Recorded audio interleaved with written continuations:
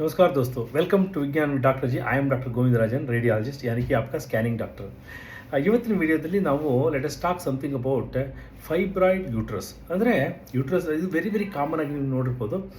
ರಿಪೋರ್ಟ್ಸಲ್ಲಿ fibroid uterus ಇದೆ, ಅಥವಾ ಎಷ್ಟೋ ಸತಿ ಸ್ಕ್ಯಾನ್ ಮಾಡಿಸಿದ್ಮೇಲೆ ನನಗೆ ಫೈಬ್ರಾಯ್ಡ್ ಯೂಟ್ರಸ್ ಇದೆಯಂತೆ, ಇದನ್ನು ಸರ್ಜರಿ ಮಾಡಿಸ್ಬೇಕಂತೆ, ಅಂದರೆ ಬೇರೆ ಸಾವಿರಾರು ಹಲವಾರು ವಿಚಾರಗಳಿರುತ್ತೆ. ಸೊ ಫೈಬ್ರಾಯ್ಡ್ ಯೂಟ್ರಸ್ ಅನ್ನೋದು ವೆರಿ ಕಾಮನ್. ಇದರಲ್ಲಿ ಫೈಬ್ರಾಯ್ಡ್ ಯೂಟ್ರಸ್ ಅಂದರೆ ಏನು ಅಂತ ಫಸ್ಟ್ ಅರ್ಥ ಮಾಡ್ಕೊಳ್ಳೋಣ. ನಾರ್ಮಲಿ ಯೂಟ್ರಸ್ಸಲ್ಲಿ ಸೆಂಟ್ರಲ್ ಪೋರ್ಷನಲ್ಲಿ ಎಂಡೋಮೆಟ್ರಿಯಮ್ ಅಂತ ಹೇಳ್ತೀವಿ. ಅದರ ಹೊರಗಡೆ ಪೋರ್ಷನಲ್ಲಿ ಯೂಟ್ರಸ್ ವಾಲಲ್ಲಿ ಇರೋದು ಮಯೋಮೆಟ್ರಿಯಮ್, ಅಂದರೆ muscle fibres, smooth muscle fibres ಇರುತ್ತೆ. ಅದು ಮಯೋಮೆಟ್ರಿಯಮ್ ಅಂತ ಹೇಳ್ತೀವಿ ಅದು. ಸೊ ಇವಾಗ ಏನಾಗುತ್ತೆ, ಈ ಮಯೋಮೆಟ್ರಿಯಮಲ್ಲಿ ಸ್ಮಾಲ್ ಟ್ಯೂಮರ್ಸ್ ಥರ ಫಾರ್ಮೇಷನ್ ಆಗುತ್ತೆ. ಅಂದರೆ benign tumours, most of the time ಅದೆಲ್ಲ ಬಿನೈನ್ ಟ್ಯೂಮರ್ಸ್ ಇರುತ್ತೆ. ಅವೆಲ್ಲ ದೇ ಆರ್ ಆಲ್ ಕಾಲ್ಡ್ ಲಿಯೋಮಯೋಮಾಸ್ ಅಥವಾ ಫೈಬ್ರಾಯ್ಡ್ಸ್ ಅಂತ ಹೇಳ್ತೀವಿ. ಅಂದರೆ ಇದು benign tumour of the uterus generally. It's A very common condition, very common in ಇದು ರಿಪ್ರೊಡಕ್ಟಿವ್ ಏಜ್ ಗ್ರೂಪಲ್ಲಿ, ಅಂದರೆ 15-45 ವರ್ಷದೊಳಗೆ ವೆರಿ ಕಾಮನ್. ಆ್ಯಂಡ್ ಅಗೇನ್ ಇದು ಸ್ವಲ್ಪ ಜಾಸ್ತಿನೂ ಆಗ್ಬೋದು during the reproductive period of time. Virus after menopause usually ಅದು ಕಮ್ಮಿ ಆಗೋ ಸಾಧ್ಯತೆಗಳು ಇರುತ್ತೆ.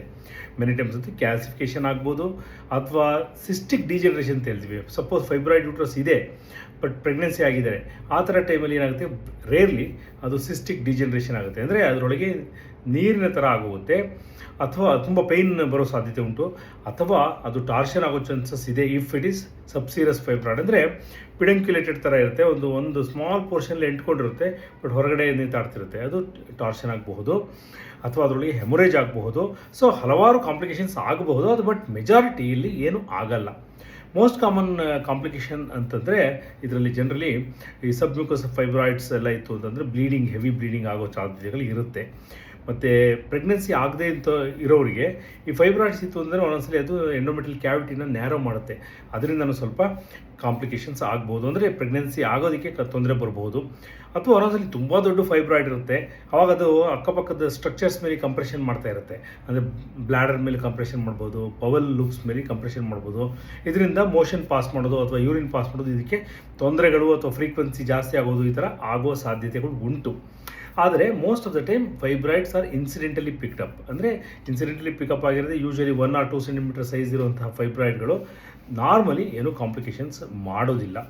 ಇನ್ನೊಂದು ಈ ತರಹದ ಫೈಬ್ರಾಯ್ಡ್ ಇರುತ್ತೆ, ಅದೇನಂತಂದರೆ ಯೂಟ್ರಸ್ಸಿಂದ ಹೊರಗಡೆ ಓವರಿಗಿಂತ ಮೀಡಿಯಲಿ, ಅಂದರೆ ಓವರಿ ಮತ್ತು ಯೂಟ್ರಸ್ ಮಧ್ಯದಲ್ಲಿ ಇರುತ್ತೆ. That is called broad ligament fibroid ಅಂತ ಹೇಳ್ತೀವಿ. ಇದು one of the relatively less common features of fibroid locations. So ಇದು ಅಲ್ಟ್ರಾಸೌಂಡಲ್ಲಿ ಯಾವ ಥರ ನಾವು ಕಂಡುಹಿಡಿತೀವಿ ಅಂತಂದರೆ, ನಾರ್ಮಲ್ ಸ್ಕ್ಯಾನ್ ಮಾಡುವಾಗ ಯೂಟ್ರಸ್ ಯಾವ ಥರ ಇರುತ್ತೆ ಅಂತ ನಮಗೆ ಗೊತ್ತಿರುತ್ತೆ, ನಾರ್ಮಲ್ ಯೂಟ್ರಸ್ಸು.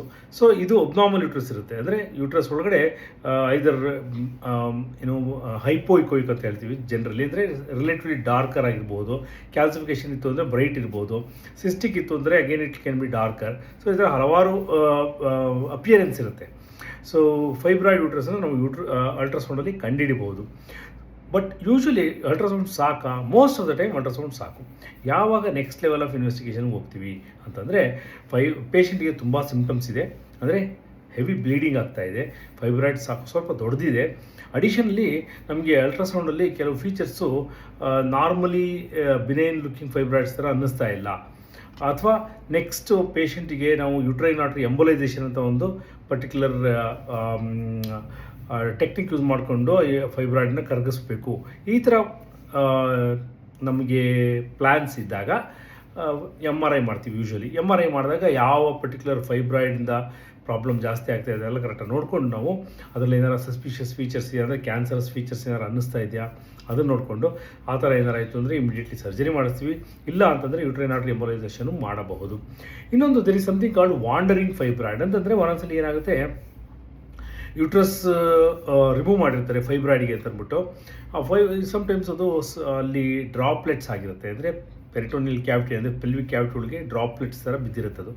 ಅದು over a period of many years it can become bigger and you can see many fibroids in the pelvis ಇರ್ಬೋದು, ಅಥವಾ ಅಬ್ಡಮನ್ಲೂ ಇರಬಹುದು ಎಷ್ಟೋ ಸತಿ. ಬಟ್ ಇದು ವೆರಿ ಅನ್ಕಾಮನ್.